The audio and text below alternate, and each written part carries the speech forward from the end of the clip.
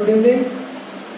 पिछले हम लोग निरंतर चुनौती के बारे में पढ़ रहे थे, जैसे हम लोग अध्ययन कर रहे थे और निरंतर के कारण के बारे में भी हम लोग पढ़ा और वैश्विक निरंतर परिस्थिति के बारे में पढ़ा था। उसका आगे क्या हुआ, उसका आगे हम लोग टॉपिक है निरंतर निरोधी उपाय, इसके बारे में हम लोग पढ़ते हैं। निरंतर उन्मूलन भारत के विकास नीति का एक प्रमुख उद्देश्य रहा है। सरकार की वर्तमान निरंतर निरोधी नीति मोटे तौर पर दो कारकों है, आर्थिक समृद्धि को प्रोत्साहित और लक्षित निरंतर निरोधी कार्यक्रम पर निर्भर है। और क्या बोला गया कि निरंतर दो कारण पर निर्भर है, कौन सा, आर्थिक समृद्धि और लक्षित निरंतर निरोधी पर। 1980 के दशक के आरंभ तक समाप्त हुए 30 वर्ष की अवधि के दौरान प्रति व्यक्ति आय में कोई वृद्धि नहीं हुई और निरंतर में भी अधिक कमी नहीं आई। 1950 के दशक के आरंभ में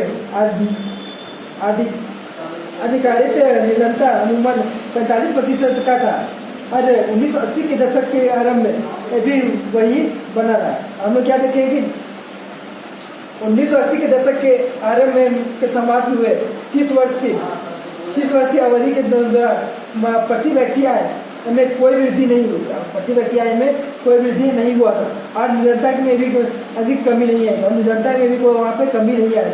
1950 के दशक के आरंभ में अधिकारित निरंतर अनुमान 45% का था और 1950 में क्या दिखाया गया कि वो 45% का था और 1980 के दशक के आरंभ में भी वही बना रहा और 1950 के जो दशक में था वो 1980 के दशक में भी वही बना रहा 45%। 1980 के दशक में भारत की आर्थिक समृद्धि दर विश्व में सबसे अधिक रही। समृद्धि दर 1970 के दशक के करीब 3.5% के औसत से बढ़कर 1980 में 1990 के दशक में 6% के करीब पहुंच गए। और क्या बोला गया कि 1980 के दशक में भारत की आर्थिक समृद्धि दर विश्व में सबसे अधिक रही। 1980 में विश्व में सबसे अधिक रही और वही देखा गया तो 1970 के दशक में 3.5% रही, तो वही में देखा गया कि 1980 से 1990 के दशक में वो 6% के करीब पहुंच गई थी। विकास की उच्च दर ने निरंतरता को कम करने में एक महत्वपूर्ण भूमिका निभाई है। इसलिए यह स्पष्ट होता जा रहा है कि आर्थिक समृद्धि और निरंतर मूल्य के बीच एक घनिष्ठ संबंध है। हम लोग देखते हैं कि इसलिए यह स्पष्ट है कि यह स्पष्ट होता जा रहा है कि आर्थिक समृद्धि और निरंतर मूल्य के बीच एक घनिष्ठ संबंध है। ऐसे आर्थिक समृद्धि अवसरों को व्यापक बना देती है और मानव विकास में निवेश के लिए आवश्यक संसाधन उपलब्ध कराती है और मानव निवेश के लिए क्या करती है, तो आवश्यक संसाधन उपलब्ध करवाती है। यह शिक्षा में निवेश में अधिक आर्थिक प्रतिफल पाने के आशा में लोगों को अपने बच्चों को लड़कियां सहित स्कूल भेजने के लिए प्रोत्साहित करती है। और ये क्या करती है कि लोगों को ये प्रोत्साहित करती है कि जो बच्चे होते हैं, लड़कियां होती है, उसे स्कूल भेजे। तथा यह संभव है कि आर्थिक विकास में सृजन स्वरूप से निर्धन लोगों प्रत्येक लाभ नहीं उठा पाते हैं और ये भी संभव होता है कि आर्थिक विकास में जो सृजन अवसरों है वो भी निर्धन लोगों प्रत्येक लाभ नहीं उठा पाते। ऐसा अतिरिक्त कृषि इस क्षेत्र में संचित अपेक्षा ऐसे बहुत कम है और अतिरिक्त कृषि क्षेत्र में बहुत कम है। निर्धनता पर इसका प्रत्येक प्रभाव वो पड़ा क्योंकि निर्धनता लोगों का एक बड़ा भाग गांव में रहता है और कृषि पर आश्रित है। निरंतर का बड़ा भाग कहाँ है, तो गांव में रहता है, जो कृषि है। कृषि को हम लोग पिछले क्लास में पढ़े थे कि कृषि को ही मतलब निरंतर से ज़्यादा किसके पास है, तो कृषि लोग पास ही होता है। इस परिस्थिति में लक्षित निरंतर निरोधी कार्यक्रमों की स्पष्ट आवश्यकता है। यद्यपि ऐसे अनेक योजनाएं हैं जिनको प्रत्यक्ष या परोक्ष रूप से निरंतर कम करने के बिना के बनाया गया उनमें कुछ का उल्लेख यहाँ करना आवश्यक है। ग्रामीण रोजगार गारंटी अधिनियम 2005 NRA 1 सितंबर 2005 में पारित किया गया। और क्या बोला गया, इन परिस्थितियों में लक्षित निर्माण विरोधी कार्य की स्पष्ट आवश्यकता होती है। ऐसे अनेक योजनाएं जिनको प्रत्यक्ष या परोक्ष रूप से निरंतर कम करने के लिए बनाया गया उन्हें कुछ उल्लेख यहाँ करना आवश्यक है। और ऐसे अनेक जो लोग हैं उनको निरंतर यहाँ पे उल्लेख करना आवश्यक है। जो ग्रामीण रोजगार गारंटी अधिनियम जब 5 में बनाया गया उसमें उल्लेख करना अति आवश्यक है। यह विधेयक प्रत्येक वर्ष देश के 200 जिलों में प्रत्येक ग्रामीण परिवार को 100 दिन के सुनिश्चित रोजगार का प्रावधान करता है। बाद में इस योजना का विस्तार 600 जिलों में किया जाता है। यह प्रावधान कब करता है? 200 जिलों में प्रत्येक ग्रामीण परिवार को करता है जो 100 दिनों के सुनिश्चित रोजगार का प्रारंभ करता है। अब बाद में 600 जिलों में किया जाता है। बाद में कहा तो 600 जिलों में किया जाता है। प्रस्तावित रोजगार का 1/3 रोजगार महिला के लिए आरक्षित है। केंद्र सरकार राष्ट्रीय रोजगार गारंटी कोष भी स्थापित करेगा। अप्रस्तावित रोजगार का 1/3 रोजगार कहा तो महिला के लिए आरक्षित है, जो केंद्र सरकार राष्ट्रीय रोजगार गारंटी अधिनियम पर भी स्थापित करेगा। इसी तरह राज्य सरकार भी योजना के कार्यान्वयन के लिए राज्य रोजगार गारंटी कोष की स्थापना करेगा। इसी तरह राज्य सरकार भी योजना के कार्यान्वयन के लिए राज्य रोजगार गारंटी कोष की स्थापना करेगा। कार्यक्रम के अंतर्गत अगर आवेदन को 15 दिन के अंदर रोजगार उपलब्ध नहीं कराया गया तो वह दैनिक बेरोजगार भत्ते का हकदार होगा। और कार्यक्रम के अंतर्गत जो आवेदन को 15 दिन के अंदर रोजगार उपलब्ध नहीं कराया जाता है तो उसको क्या किया जाता है? दैनिक बेरोजगार भत्ते का हकदार बनाया जाता है। एक और महत्वपूर्ण योजना है राष्ट्रीय काम के बदले अनाज कार्यक्रम है, जिसे 2004 में देश के सबसे पिछले 150 जिलों में लागू किया गया है। यह कार्यक्रम उन सभी ग्रामीण निर्धनता के लिए है जिन्हें मजदूर पर रोजगार की आवश्यकता होती है। और यह कार्यक्रम सभी ग्रामीण निर्धनता के लिए लागू है।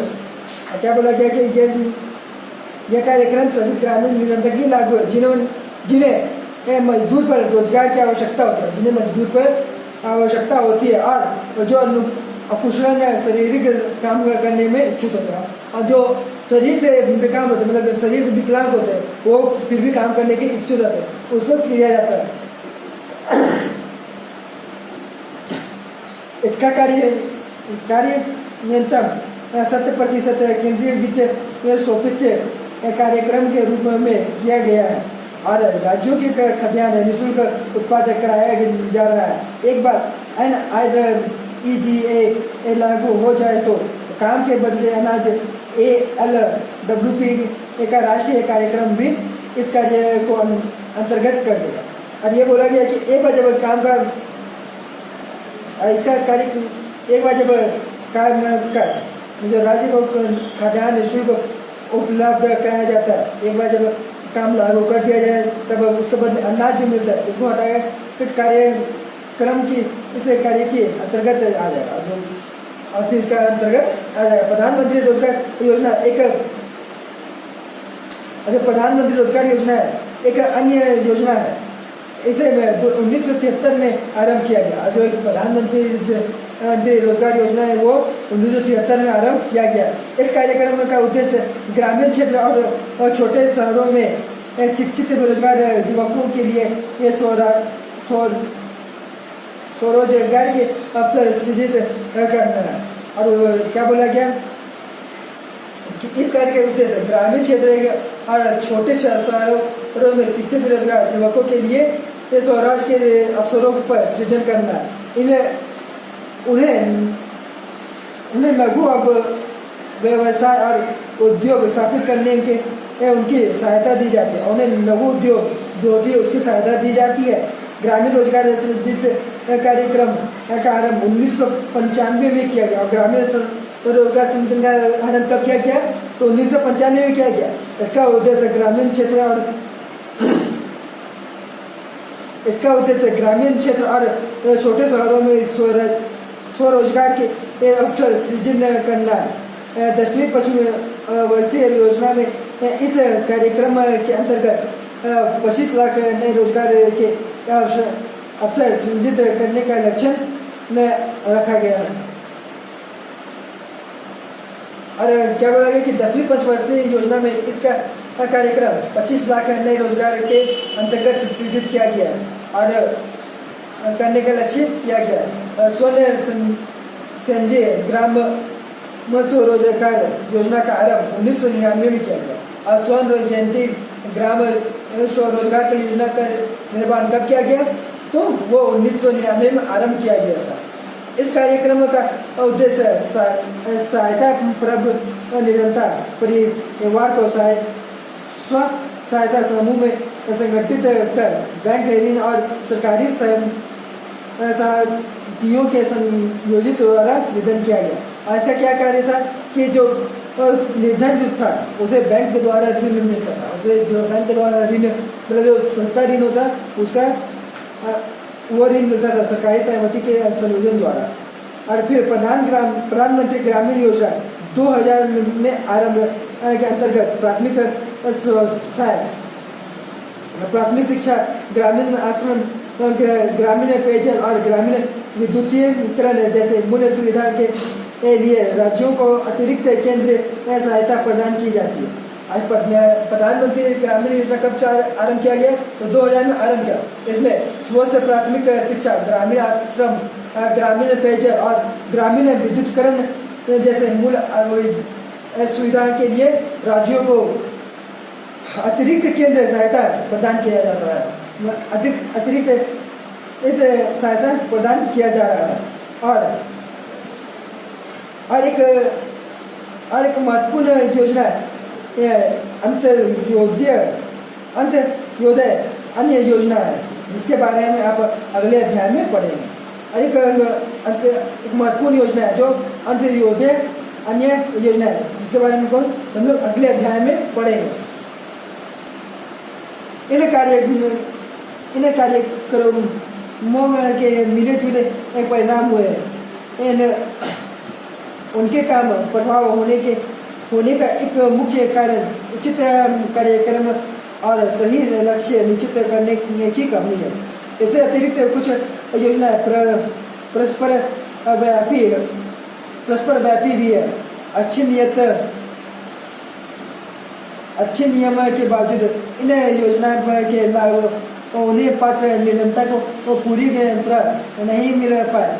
इसलिए हाल के इन वर्षों में निरंता उन्मूलन कार्यक्रमों के उचित परिचिन्न पर अधिक बल दिया गया। क्या बोला गया?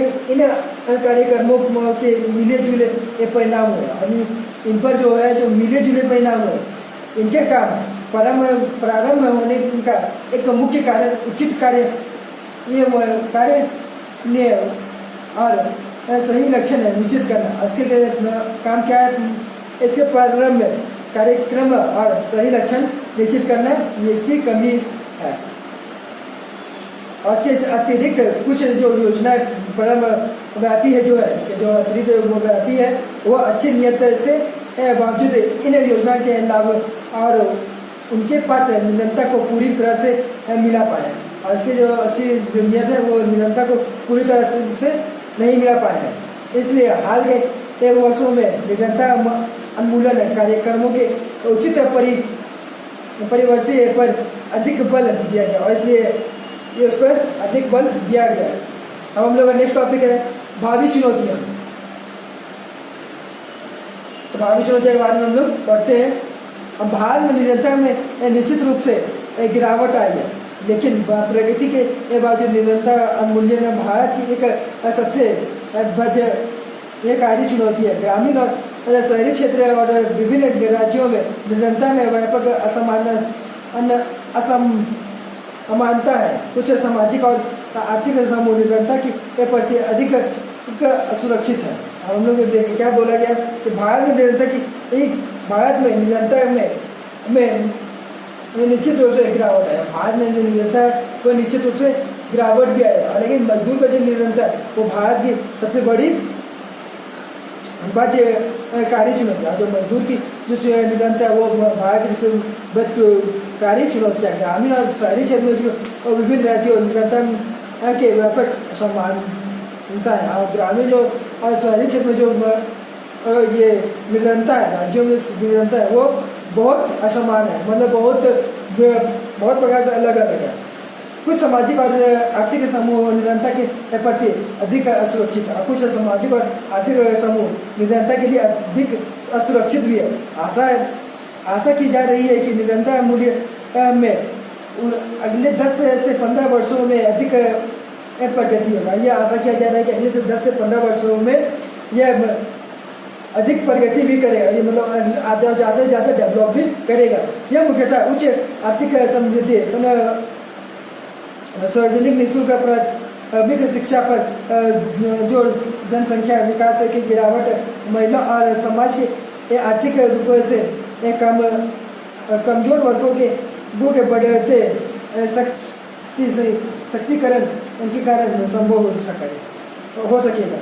और क्या बोला गया कि यह मुख्य उच्च आर्थिक समृद्धि, सार्वजनिक निःशुल्क प्राथमिक शिक्षा पर जो जोड़ लग रहा है, जो जनसंख्या विकास की गिरावट, महिला और समाज के आर्थिक रूप से कमजोर वर्गों के जो बढ़ते सशक्तिकरण के कारण जो संभव हो सकेगा। और लोगों के लिए निरंतर के अधिकारी ये परिभाषा उनकी केवल एक सीमित भाग पर लागू होगा। लोगों के लिए निरंतर की आवश्यकता जो परिभाषित है वो केवल सीमित भाग पर ही लागू होगा। यह न्यूनतम जीवन निरंतर की उचित स्तर की अपेक्षा जीवन निरंतर के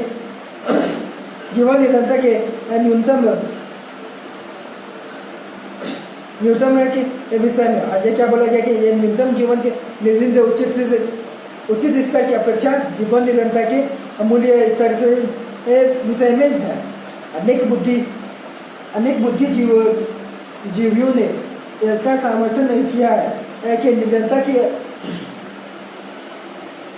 की अवधारणा का विस्तार मानव निरंतर तक कर देना चाहिए। और अधिक बुद्धिमानों ने यह भी निश्चय किया है कि अवधारणा का विस्तार मानव निरंतर तक कर देना चाहिए। और हो सकता है कि बड़ी संख्या में लोग अपना भोजन जुटाने में समर्थ हो, लेकिन क्या उनके पास शिक्षा है, घर है, या स्थापना सेवा की सुविधा है, या रोजगार है, सुरक्षा है, या आत्मविश्वास है? क्या वे जाति के और लिंग अवधारणा भेदभाव से मुक्त है? क्या बल शर्म की प्रथा अब भी प्रचलित है? और यह भी हो सकता है कि वो बड़ी संख्या में क्या है कि वो बड़े संख्या के लोग भोजन जुटाने में असमर्थ है। भैया भोजन जुटाने में समर्थ हो, लेकिन उसके पास क्या घर है, या घर है, या स्वास्थ्य सेवा की सुविधा है, ये सब क्या है? उसके पास कुछ है तो है। विश्व व्यापारी अनुभव बताते हैं कि विश्वास के साथ निरंतर की परिभाषा भी बदलती है। विश्व व्यापारी लोग ये विश्वास के साथ बताते हैं कि निरंतर की जो परिभाषा है वो भी बदलती रहती है। निरंतर अमूलन हमेशा एक गतिशील लक्षण है, और निरंतर अमूलन एक गतिशील लक्षण भी है। आशा है कि हम अगले दशक के अंत तक सभी लोगों को केवल आय के संदर्भ में न्यूनतम आवश्यकता आय उपलब्ध करा सकेंगे। सभी को स्वस्थ सेवा, शिक्षा और रोजगार सुरक्षा उपलब्ध करा देंगे। समता तथा निरंतर का समाज जैसे बड़ी चुनौतियां हमें लक्षण होंगी, ये और भी बड़े काम होंगे। आइए हम लोग आशा है कि आने वाले जो कल में हम लोग केवल आय के समृद्ध न्यूनतम आवश्यकता की उपलब्धता को करा सकेंगे और सभी लोगों को स्वास्थ्य सेवा शिक्षा और रोजगार सुरक्षा का उपलब्ध भी करा देंगे। लेकिन समता तथा निरंतर का सामना जैसे बड़े चुनौतियां हमारे लक्षण होंगे, ये और भी बड़े काम होंगे। यही में हमारा ये लेसन खत्म होता है और हम लोग नेक्स्ट क्लास में इसके बाद का लेसन पढ़ेंगे। इसके बाद का हम लोग लेसन है भारत में खाद्य शोषण। भारत में जो खाद्य शोषण हम लोग बुक का ये लास्ट लेसन होगा, इसके बारे में हम लोग नेक्स्ट क्लास में हम लोग चर्चा करेंगे। आज हम लोग ये लेसन खत्म हुआ। इस बुक का बीच में हम लोग यहाँ पे नोट क्वेश्चन आंसर देख रहे हैं कि नोट क्वेश्चन आंसर है। आज बुक में भी जो बीच में जो क्वेश्चन आंसर मिला, जो बीच में जो कुछ पॉइंट मिला, उसको आप लोग बनाइएगा। बुक में जो पढ़ने टाइम जैसे कि कुछ मिला कि ये इम्पोर्टेंट है, उस बात को भी आप लोग नोट कॉपी में नोट डाउन कीजिएगा। आज का जो क्वेश्चन आंसर बनाइएगा। क्वेश्चन आंसर बनाने के बाद अब जो क्वेश्चन आंसर समझ में नहीं आता है उस क्वेश्चन आंसर को सर को बोल के पूछने का कोशिश कीजिएगा, पूछे। और अभी जो आप लोग ऑनलाइन क्लास हो रहा है उसमें ज़्यादा से ज़्यादा बात पूछिए, जितना से जितना मतलब अपना जितना क्वेश्चन है उसमें जितना सर को मतलब जहाँ से क्वेश्चन पूछना है पूछिए। जो सर वीडियो भेजे, जो हमारा ही लेसन जैसे भेजे, निरंतर टेक्नोलॉजी का वीडियो आपको भेजे कि इस वीडियो पे आप लोग डिस्कस कर लीजिए। इस बात पे इतना डिस्कस कर लीजिए कि हर एक पॉइंट के बारे में आप पूछ सकें। हर एक पॉइंट जो है वो आपको अच्छी तरह से समझ में आए। आपको वीडियो देख के आपको समझ नहीं आता, सर इतना से ज़्यादा पूछिए कि आपको अच्छी तरह से समझ में आए, ताकि जब आपको एग्जाम में पूछा जाए, आप लोगों को ये पता होगा कि एग्जाम में आप लोगों को एक वन वर्ड पूछा जाता है कि वन वर्ड में पूछा जाता है और आप लोगों का भी बोर्ड हो चुका है। इसलिए बीच का ही क्वेश्चन पूछा जाएगा। आप लोगों को ऐसा नहीं पूछा जाएगा कि ये क्वेश्चन से नहीं पूछा जाएगा। आप लोगों को बीच का ही क्वेश्चन पूछा जाएगा कि जैसे पूछ देगा निरंतर निरोधी के उपाय के कारण क्या थे। इसका 4 ऑप्शन दे देगा, 4 ऑप्शन में एक आपको टिक मारना रहेगा। इसलिए बोला जा रहा है कि आप लोग 20 का क्वेश्चन से निकालिए। 20 का क्वेश्चन से निकालने के बाद उसे अच्छी तरह से उसको रीड कीजिए, अच्छी तरह से पढ़िए। और जैसा कि अभी सर बोले हैं कि सुबह माता पिता का प्रणाम करने, वो माता पिता का प्रणाम करना मत भूलिएगा। और जिस प्रकार से सर बुक पढ़ने के लिए बोले हैं उस प्रकार बुक पढ़िएगा और अभी का टाइम ज़्यादा से ज़्यादा हेल्प में रहेगी। Thank you.